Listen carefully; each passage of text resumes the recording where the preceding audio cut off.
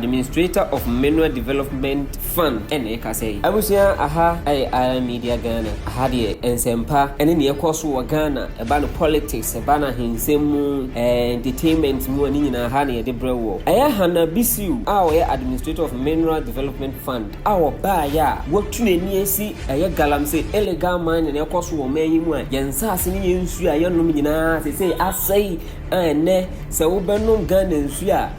chemicals afrafra no enya asem ketwa eno so koma na cause problem to your health enu nti wodi na nia sisu a o tu ase no enne no nam site enne oba besia no wonamu onsuro o konkoden ama oman Ghana na se bibia ye kama no na yemu bimu nso ehya ase wokofa ade ne ba se na be best stop ya na amako kwan se ye ton se nden 40 excavators will seize ya wenya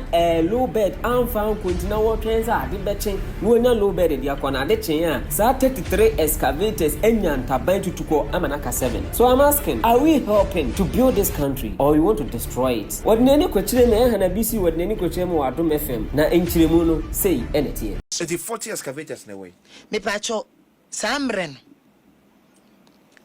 na mini low bed. Ena me frefre ni esio watching ade che na ka 7 ehona tie ehonom na meni prosini no commander ne kokontokwa no enti wo dia 7 enyan ne dia machi akosio 40 excavators na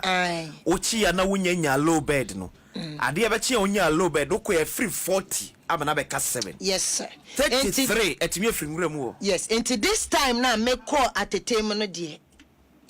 me the engineers call uniform and non-uniform both military and police a call and I miss shame fi se na no mututu atu na nsan de omule ambush ti na meka se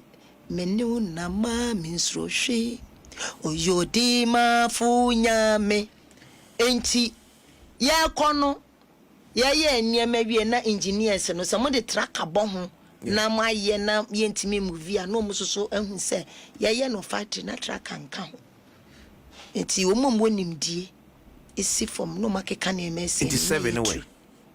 the 7 excavators me patcho ye 8 the next number sa kwa kofa 2 account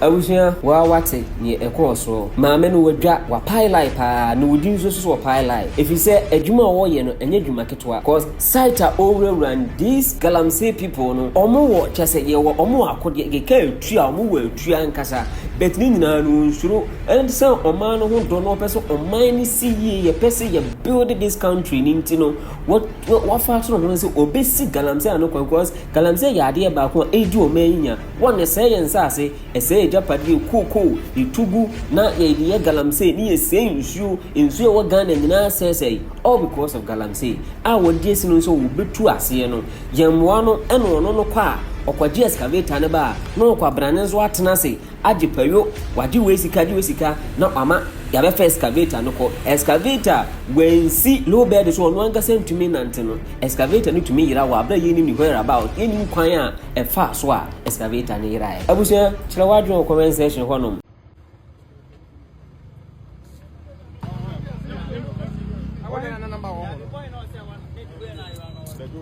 What's in the Ira? Hey, what's in the Ira? No, I think the same we took the. No, yeah, no. It's a police for no best escort. Security more escort you. Hey.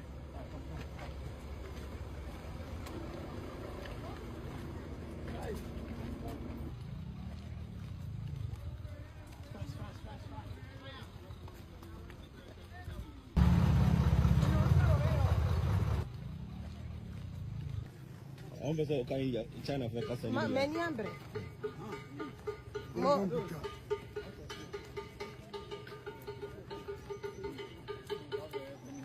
Call Mahama to order Otunfo dragged into suspended CJ Tokonos Bruhaha. We Abuja Kobi Amanyo Kobi Awagana from PMP on a matter petition and the Akoma Otunfo Osetutu Asantehene sa onfre John Dramani Mahama, His Excellency the President of the land say adia yediye CJ no Chief Justice no on friend no nkasa nche no no munjai na suspend o ma suspend no no omunja no ombra na omra me ne duma ma menka letter ni munchiro kakra. The People's National Party and PMP has called on the Asante-Hene Otumfuo Osei-Tutu II to intervene in what the party described as a politically motivated attempt by President John Dramani Mahama to remove the suspended Chief Justice Gertrude Araba Tukono, speaking to the media after submitting a petition at the Mensha Palace on Tuesday, July 1st, 2025. PMP flag bearer for the 2024 elections, Janet Nabila, condemned the circumstances surrounding the Chief Justice suspension. Na asem wedie Minia enka efa otumfo ho bɛyi yɛsɛ ɔntena se na yɛnhwehwɛ ne nsɛmu obi atwa petition ɛde ama no sɛ enyeme bu ho no ma wayɛ a ɛmfa mbra kwan so na wɔse yɛyi ne free no office ɛna president efansan sɛ government ne listen government ntino wɔse ɔntena so nka so wayi no na mom ɔntena nkyɛn na yɛnhwehwɛ ne nsɛmu sɛ yɛhwehwɛ mu wie na sɛ bibia ento chima wo ho a wasan beto na adwuma so wei Asante-Hene esimu sen